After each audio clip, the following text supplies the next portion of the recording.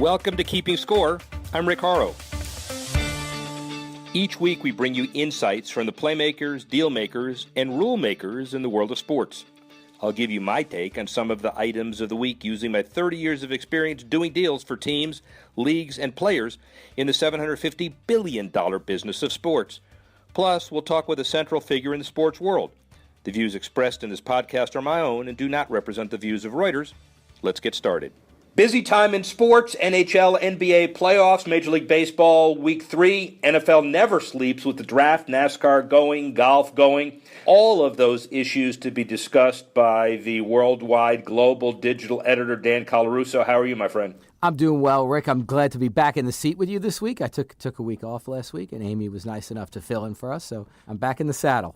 Amy was awesome, and those international people who don't know baseball will not know Wally Pipp. He was back in the seat for a minute and gave up his seat to Lou Gehrig, and he never played again. How does that make you feel?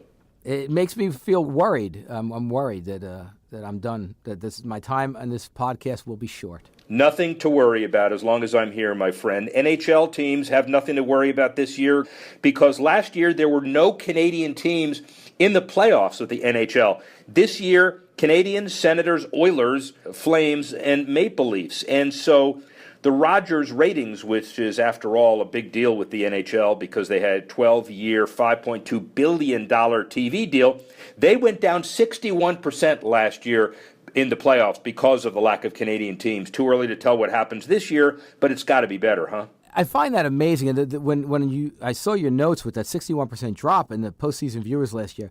I look at hockey, at the NHL in particular, as North American instead of American and Canadian. For you to tell me there's a tangible impact when these teams are in the playoffs is really surprising. What's the win in terms of these teams being in? Is it purely TV ratings? Is it keeping the franchises in a position to build better arenas, to attract more fans? Is it merchandise? Is it everything? Because for a while, Canadian hockey, because of tax rates, players didn't want to play there, teams didn't stay for a bit, and to hear it's coming back, was there anything that made it come back?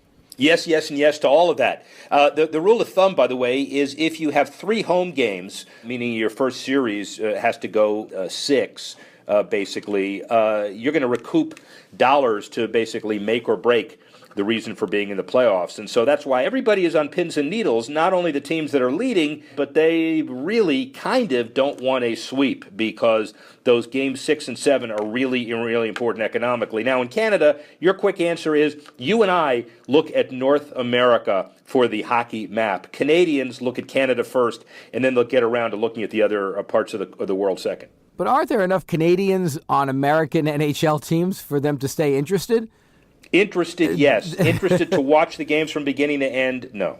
Wow. That's tough. That's a tough equation for the NHL. You know, I don't think you'd see a commensurate rise with more American teams in the playoffs, a commensurate rise in ratings or revenue. So that's a dangerous situation. Thin ice, as one might say. Thin ice, very metaphorical. But by the way, let's remember that last year was a terrible year for Canadian teams. It's been a long time since there were none in the playoffs. So maybe it's critical mass and the whole country says, yeah, wait till next year. And they've been rewarded because they got 5 really good teams, and some of them may get to the next round. So let's stay international for a couple of minutes. English Premier League side Everton trying to build their new stadium. And their people are telling us what we all know, which is that if you want a kit deal, which is a big sponsorship or a naming deal, you better spend a lot of money. And in Everton, they're talking about a $437 million stadium in Liverpool to help them win the 2022 Commonwealth Games. And they're saying, yeah, you got to build a new stadium or we may not be as lucky to get naming rights or kit sponsorship deals in the future. What do you think of that? I didn't realize that this phenomena had carried over to the Premier League. I thought it was purely a U.S. phenomena around the Big Four, Big Five sports. It is interesting to me that that now you'll have these teams kind of trying to squeeze more. I think you mentioned that they're going to have a running track around, and they're going to try and squeeze more, make these facilities get some public money by making them more than just a football stadium or a pitch, right? Pitch. That's the field they call it. Very pitch, well right? done, pitch. I try my best. It is interesting to me that economic model has gone across, and especially because I guess the sponsorship deals are the main economic driver for these teams, right? Yeah, they are, because it becomes a deal to help them win the Commonwealth Games, which are tremendous economic impact drivers in Canada, UK, and all over the English Commonwealth, so to speak. They rewrite history for purposes of those games. But you got to build facilities, and you got to take the next step, which kind of leads you to the northwest part of our country. Seattle put out bids. They're preparing to look at which one of these bids will win, and each of them says they're willing to spend more than $500 million apiece to renovate the existing building, get a new facility worthy of a new NBA or NHL team in Seattle. And ironically, one of those bids is supported by Pearl Jam, who once sued Live Nation over monopolistic ticket practices, and that's part of the partnership there. So you want change? Right, Live Nation is part of one of the groups, yeah, right? Yeah, it is. So you want change? You wait 20 years. And also, as far as Seattle is concerned, if you want an NBA or NHL team, you got to build a facility. Well, it's interesting. Is it? I always thought that they need a team to build a facility, but it's a chicken and an egg thing. I think one of our producers was telling me earlier, Kansas City built an arena with the hopes of getting a team, and it never quite transpired. What's the risk? I mean, how if you're sitting on the side of the table with one of these partnerships, what's the risk parameter you look at? What's the risk-reward ratio you look at in building an arena without a team being there? Well, and it depends on what you build the arena for. I know it sounds like it depends answer, but I'm sitting here in the middle of downtown St. Louis, who is now suing the NFL over the loss of the Rams, and I was struck by driving in here a few minutes ago where they had Ram logo, Edward Jones Dome. Now it's the America Center Convention Center. They took all the stuff off the building, and they're in the middle of a lawsuit. Yeah. Then Oklahoma City, which is a great promo for a Facebook we're dealing with on a Friday. The mayor, the Oklahoma City Thunder, they'll tell the story 25 years ago of having an urban development initiative called MAPS, where the arena was part of the package and everybody voted for it, but they didn't expect a team. They needed a community arena for concerts and everything else, and the result was a debt-free arena, easier to track to franchise, the Thunder holding a playoff game against the Rockets as a consequence. So it depends on what the circumstances are, but you got to be very protective, as you know, Dan, because these are big dollars. These are big public dollars. Well, right. That's what I'm wondering. Like, after you build that arena, there's a spend, I guess, in trying to market and bring a team in, or find a team that's vulnerable, or a city that's vulnerable in this case, to attract you, because neither league, any NBA or NHL, is planning on expanding, right? Right. And Seattle is one of those cities where, when the Supersonics left to go to Oklahoma City, the commissioner all but promised a team if a facility were done. Seattle is unlike a lot of other candidates. It is geographically isolated, meaning it'll have a great territory. Boeing, Microsoft, Starbucks, all the big guys are there. Oh, it's a perfect spot. I mean, if you think about the local economy, the affluent, male-dominated kind of population, it's a tech center, so that skews more male. I mean, it's a gold mine, and the fact that they couldn't keep the Sonics more goes to like mismanagement than the actual viability, right, of the city to maintain a franchise. Some towns are on the bubble. If you looked at Oklahoma City, they could support an NBA team, but beyond that, they probably couldn't support another major franchise, or it would be a crapshoot at least. Here, it's Seattle. Seattle's a big-time town. It has the biggest companies in America. There's no reason for it not to have an NBA team. There's no reason for it not to have an NHL team. Absolutely. Point, counterpoint, a couple days from now, we talk to the mayor and the Thunder guys and say, what do you think? What's the message in Seattle? People in Seattle aren't going to care what people in Oklahoma City say. They lost their team there, but the bottom line is you build an arena, you get another team. And so it'll be an interesting dynamic going there in 2 days as well. 2 quick questions for you. I promise I'm going to ask 2 and not say 2 and ask 5. But in what kind of shape is that Key Arena now? Like these renovations, is it going to mean like a Madison Square Garden glass enclosed walkway? Is it going to mean a new suite of luxury boxes, or is it a gut reno, like new dome, new ceiling? New roof. How extensive are the changes at $500 million? What does $1 billion get you? Well, $1 billion or $500 million for two groups that talk about the same thing are total gut gutting. The iconic roof and the general exterior are preserved. So you preserve the outside, so it looks like the old Key Arena, but guarantee you point of sales, concessions, locker room space, the stuff the teams care about will be totally different. And so that's why you spend $500 billion in Seattle to try to get that done. Right. And the second question is, who's the most vulnerable? Who's likely to end up in Seattle? Just look in your crystal ball. We're not going to hold you to it. But if you looked at the NBA and NHL, I don't know if we're talking NHL, but if you look at those two leagues, who would you, if we had a pool, who would you bet on to be in Seattle in 5 years? Coyotes, unless they get their act together. NHL, NBA, everybody looks pretty strong right now. I think Seattle would get a team, but they would get one in the expansion route. If you remember, Seattle was destined to get an NHL expansion team. They didn't have an arena deal done. They went to Vegas. So I think either league would create an expansion process and put a deal together. Okay, could I offer, on behalf of New York City, could I offer the Knicks to Seattle? Yeah, Okay. but there's a minimum. You got to be you got to be an NBA quality franchise to get there. Well, then we'll offer them to the Big Ten or something like that. Well, nobody will take them, man. That's a nice idea, but nobody will take them. So let's shift sports for a minute because the NFL draft coming up. The NFL never sleeps. The draft is in Philly. It is in the Art Center. 250,000 people expected to be there. The 19 draft in a couple of years. Philly. Again, Canton, Ohio, Hall of Fame. Dallas, we'll talk about them in a minute. Denver, Kansas City, Green Bay, Jacksonville, L.A. They want the old economic impact from the draft, maybe $60, $80 million. And by the way, the people who were managing Radio City Music Hall, who started to play tough guy with the NFL in their original lease, they are ruining the day that they allowed them to leave. They'll want them back. It's hard to mess with the NFL, isn't it? It is impossible to mess with the NFL. I mean, they know where they want to go, and it's 60 to 80 million to the NFL is, as Ron Darling once said, dog track money. Right. But to a city to get an injection of 60 to 80 million in what, a week? Yeah, and how about the excitement, Dan? I mean, Green Bay would embrace it tremendously. Canton, Ohio, Hall of Fame, legacy, tremendously. Philadelphia's doing it now. Chicago did it for a couple of years. Kansas City, Jacksonville needs something. L.A. wants something. So, and then, by the way, we get to Dallas. And Dallas, Stephen Jones was an amazing interview. As we know, he's the EVP, CEO, Director of Player Personnel for the Cowboys, basically runs everything business-wise. He is Jerry Jones's kid, went to University of Arkansas. But get this, we talked about in the interview, he has a degree in chemical engineering, graduated there in 88. Doesn't his father as well? Yeah, and by the way...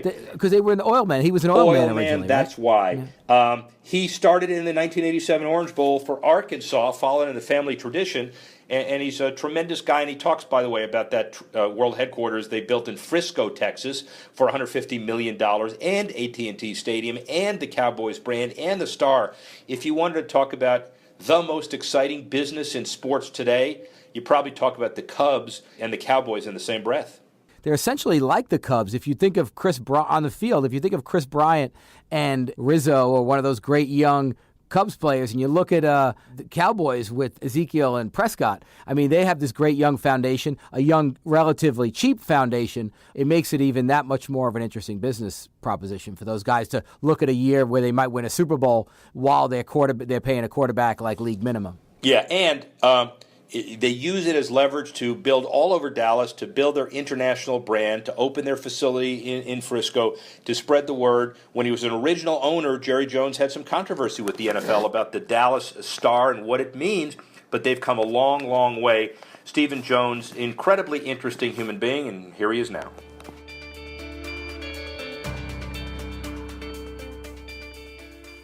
Stephen Jones is the EVP and CEO and the Director of Player and Personnel for the Cowboys. But he's so much more. University of Arkansas, degree in chemical engineering in 88. We'll talk about some of that stuff, and he's, giving us a really significant part of his time and as the team figures out who to draft in their future. Stephen, thank you for the time, and thank you for being with us. Well, Rick, what a very nice introduction. I'll take that every time, but exciting time of year for us. It never stops. It's a year-round extravaganza now when you're talking about the Dallas Cowboys and the different things we're involved in. But it's a especially exciting time time of year with the draft. I think all our fans enjoy it, and obviously we're looking to improve our football team. Well, clearly, and you'll improve your football team, and your football team is a centerpiece, but it's only one aspect of an incredible worldwide entertainment conglomerate that all of our listeners will really appreciate. But my question first is, the guy gets a degree in chemical engineering. Now I'm a lawyer, and I understand that we depend on using the word depend. You know, you put the stuff in the wrong beaker, you blow up the place. How do you go from being so you got to be right, you got to be wrong into such a visionary entrepreneur? They're two different sides of the brain, aren't they?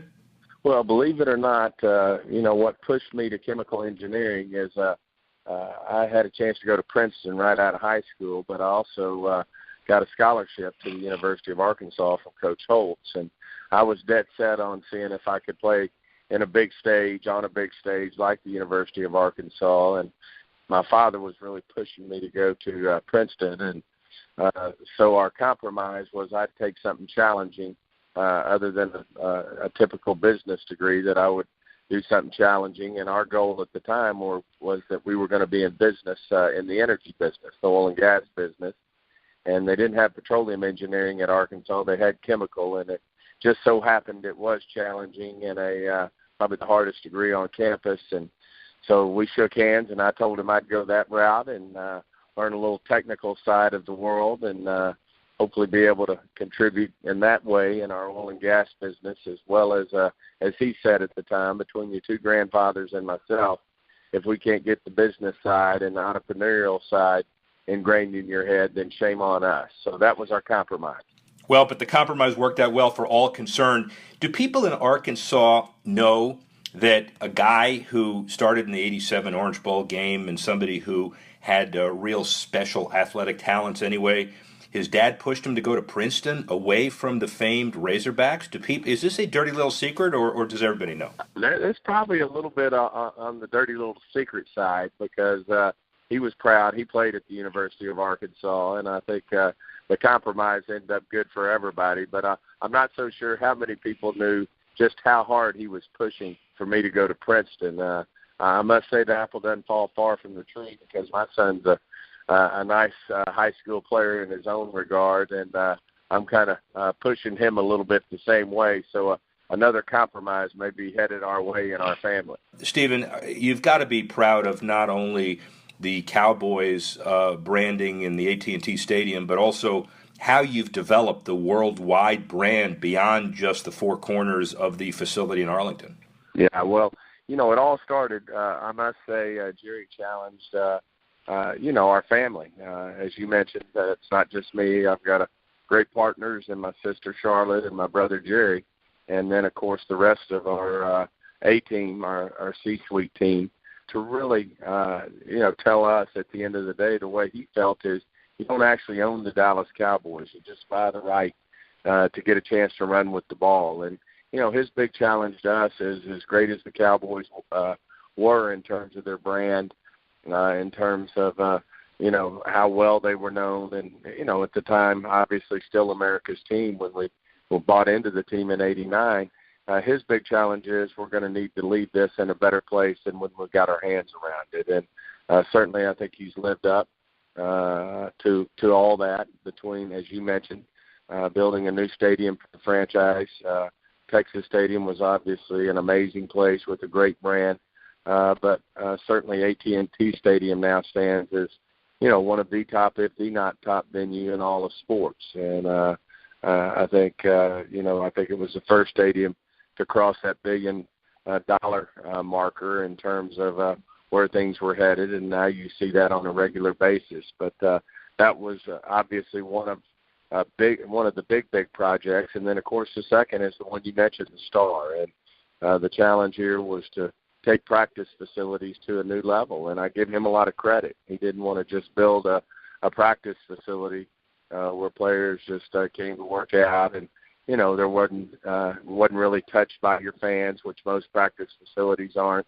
They weren't true business in terms of revenue generating and making business sense. And I think we've been able to do that with the Star. This is it's more than just a practice facility. It's an amazing partnership with high school sports, which we're the most proud of. The Frisco Independent School District, who had $90 million budgeted to build an indoor stadium for the community here in Frisco, and they put that on the table along with some other incentives. And, as you well know, that's all we need is a good head start, and then we're going to end up spending a lot more money. And here we are about $750 million later at the Star with a 400,000 square foot office building, of which we occupy about 100,000 of it for our corporate headquarters. We have a 12,000 seat indoor high school stadium that doubles as our indoor stadium. It's all things that our fans can come out and touch and tour and be a part of. People can have special events. We have about 250,000 square feet of retail right next to an Omni Hotel, 300 rooms, full-service hotel, and then a very unique partnership with Baylor Scott & White, which is a day surgery center, but also has one of the great wellness centers in the country in terms of both preventative and medicine, as well as having some of the greatest doctors for those athletes high school athletes who have a shoulder or a back surgery that want to be fixed by the same people who work on Tony Romo or any of our other athletes. You can come here. And then on top of that, we have, some unique concepts, a Cowboys Fitness Center and as well as a Cowboys Club, which is a dinner club. Our fans can come and overlook the practice field. And then, of course, obviously, we always have to have a great place where you can, buy our merchandise, be involved in our brand. So, that's a very, very quick summary, but it's certainly something that we think we're only about halfway through it. We're always looking for the next big idea.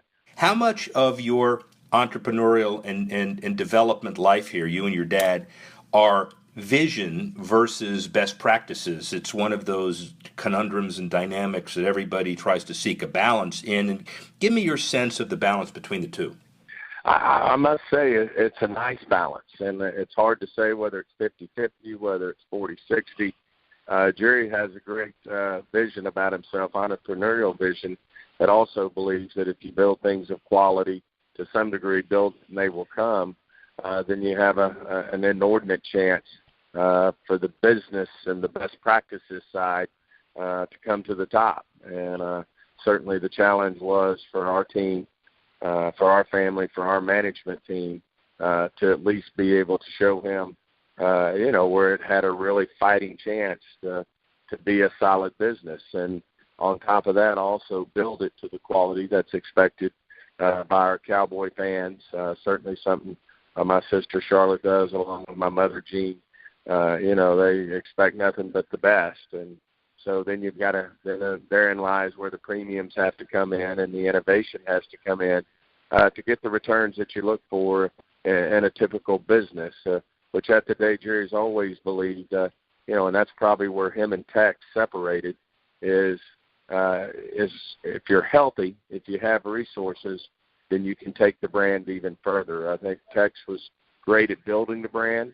I'm not so sure that his forte was monetizing the brand.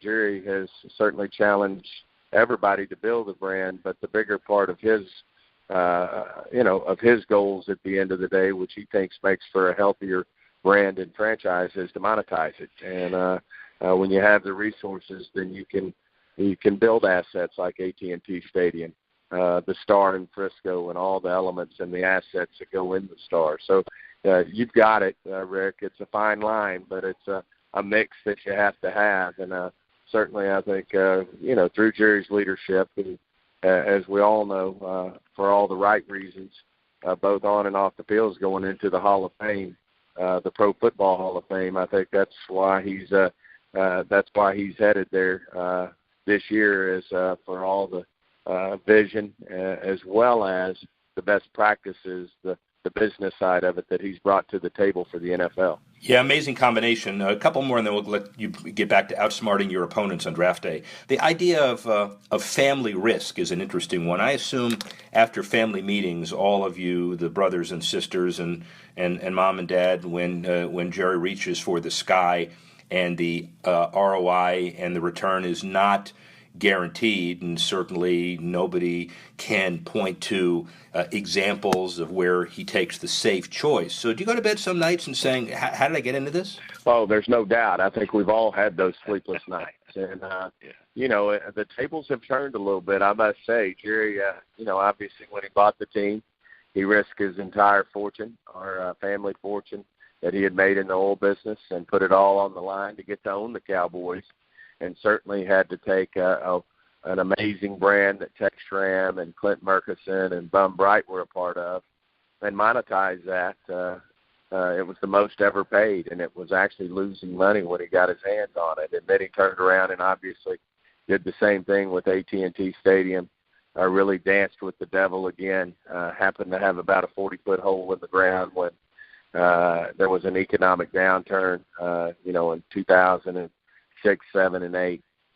And so when the star came around, there he was sitting in his early 70s, and he said, I'm ready to maybe enjoy this. Maybe you and your brother and sister should do this later on. And but as we all know, it was you got to meet opportunity when it presents itself. We got that from Jerry, and that's where the pressure came to really show him the path for it to be good business, and we were able to convince him of that. But as you so well say, there's many nights that we all lay awake and wondering why we're pushing something or why we're heading in a certain direction. But we've had good fortune, and I think that's what happens when you associate yourself with an amazing brand like the Cowboys. An amazing brand, an amazing family. Here's the final one, and you can answer it as short and long as you want. I fear that knowing what the right answer is, you got to get back to the draft table real quick. But what does the brand look like, broadly defined, in the next 10 years? Well, I think that's a great question. I think we're at a time, in business, where we are in the world right now with the social media, with the way all the different mediums are changing in terms of what our future is, how we're going to communicate to the millennials, to the Gen Zs of the world, in terms of how they digest, in terms of how they take in their content. And it's a challenge, and we've got to be nimble. I think nimble is just a huge, huge word in terms of being able to make, decisions quickly, but also not leaving behind what brought you. And, our networks, our network television, the basics, obviously you could then get into cable and satellite TV. All these partners of ours have certainly played a huge role in bringing our brand where it is today. But we also know, that our future takes in content and digest content in a way that's different than the way we did it. So, our brand's going to evolve. And in order for it to evolve, we have to keep up with, with our young people. And it'll be a challenge, but it's something that we welcome. I think we've got very, very smart people at the league level and the NFL level. And certainly we're going to be there as an organization with some of the top young people coming to our organization to really guide us and show us how we'll challenge and how we'll hopefully come up with good answers as we move forward. Yeah, smart people, but they understand how important it is to be inspired by an unbelievable once-in-a-generation vision, and that's you and your family. Stephen, thank you very much for the time. Really appreciate it. Hey, great being on, Rick. Thank you. Thanks for listening to this edition of Keeping Score. I'm Rick Horrow. The producer of the show, Alex Cohen.